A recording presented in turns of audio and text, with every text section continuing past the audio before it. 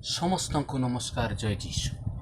ଆମମାନେ ଦେଖିବା ଆଉ ଆସନ୍ତୁ ଗୀତ ସଂଗୀତା ତାର 24:3 ଚ ସୁନା ପଦକା। ଆପଣମାନେ କେଉଁ କେଉଁ ବାକ୍ୟ ନିମନ୍ତେ ଶୁଣିପାରୁଅଛନ୍ତି ତାହେଲେ ଆମେ ଦେଖିପାରିବା। ଆସନ୍ତୁ ପଢ଼ିବା ଶୁଣିବା। ତାହେଲେ ନିଜର ଆତ୍ମା ଜାଗ୍ରତ ରୁହ, ତାହେଲେ ସ୍ୱର୍ଗ ରାଜ୍ୟ ସନ୍ନିକଟକୁ। ଆପଣମାନେ ଯଦି ଜାଗ୍ରତ ଯଦି ରହିପାରିବ ନାହିଁ ତାହେଲେ ନର୍କ କୁଣ୍ଡରେ ଯିବ। ଆସନ୍ତୁ ଭାଇ ଭଉଣୀ, ବାଇବଲ ପଠନ ଆଡ଼କୁ ଆମେ ଯିବା ଆଉ ପ୍ରାର୍ଥନା କରିବା। ଆସନ୍ତୁ। ଆପଣମାନେ କେତେ ଦିନ ପ୍ରଭୁଙ୍କୁ ଜାଣିଥିଲେ ମଧ୍ୟ ଆପଣମାନେ ସେହି ନର୍କକୁ ଯିବ।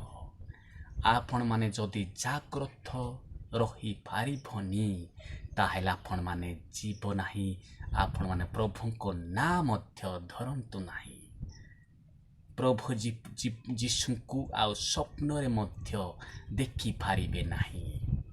ପ୍ରିୟ ମୋର, ଏହି ପୃଥିବୀରେ ଅନେକ ଭାଇ ଭଉଣୀ, ଆପଣମାନେ ଯଦି ଆପଣଙ୍କର ଏହି ଦେହରେ ପ୍ରଭୁଙ୍କ ଯଦି ରଖିନାହାନ୍ତି ତାହେଲେ ପାଶରି ଯାଆନ୍ତୁ। ଆପଣ ଏହି ଲାଳସା, ମଦ, ପାଣି ଇତ୍ୟାଦି ଏହି ଶରୀରରେ ଭର୍ତ୍ତି କରିବ ତାହେଲେ ଆପଣମାନେ ଆଶା କରନ୍ତୁ ନାହିଁ। ଆପଣମାନେ ରହିଯାଆନ୍ତୁ ପେରିଆରେ ବନ୍ଧୁ। ଆପଣମାନ ଏହି ପାପରୁ ଆପଣ ଯଦି ଫେରିବ ନାହିଁ ତାହେଲେ ମନେ ପକ ନାହିଁ ମୁଁ ସ୍ୱର୍ଗ ରାଜ୍ୟରେ ପ୍ରବେଶ କରିବି ବୋଲି ଆଶା କର ନାହିଁ। ତୁମ୍ଭେମାନେ ଆଉ ଦ୍ରାକ୍ଷାରସ ମାତାଳ ହୋଇକି ରୁହନ୍ତୁ।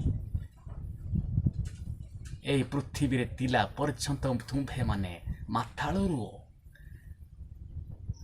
ଯଦି ମାତାଳ ରହିବ ନାହିଁ ତାହେଲେ ତୁମ୍ଭେମାନେ ଫେରି ଆସ, ପରିବର୍ତ୍ତନ ହୁଅ, ତାହେଲେ ତୁମ୍ଭେମାନେ ସ୍ୱର୍ଗ ରାଜ୍ୟରେ ପ୍ରବେଶ କରିପାରିବ।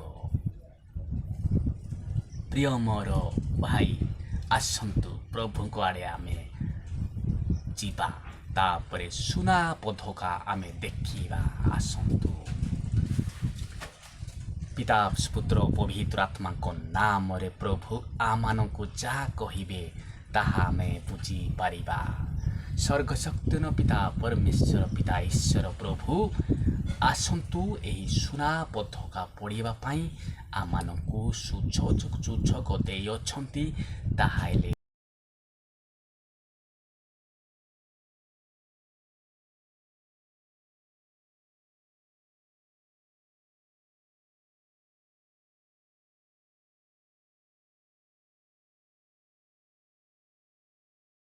ଯେଉଁଠାରେ ଯାହା ଲେଖିଅଛି ତାହା ଆପଣମାନେ ମଧ୍ୟ ପାଠ କରନ୍ତୁ, ଶାସ୍ତ୍ର କରନ୍ତୁ। ଶାସ୍ତ୍ର ବୋଲେ ବାଇବଲ ଶାସ୍ତ୍ର ପଢ଼ନ୍ତୁ, ତାହେଲେ ଆପଣମାନେ ଜାଣିପାରିବ। ଆପଣମାନେ ରୋଗରେ ଅଛନ୍ତି ତାହେଲେ ନିଜରେ ଫେରି ଆସନ୍ତୁ। ରୋଗର ନାହିଁ ତାହେଲେ ଆପଣ କି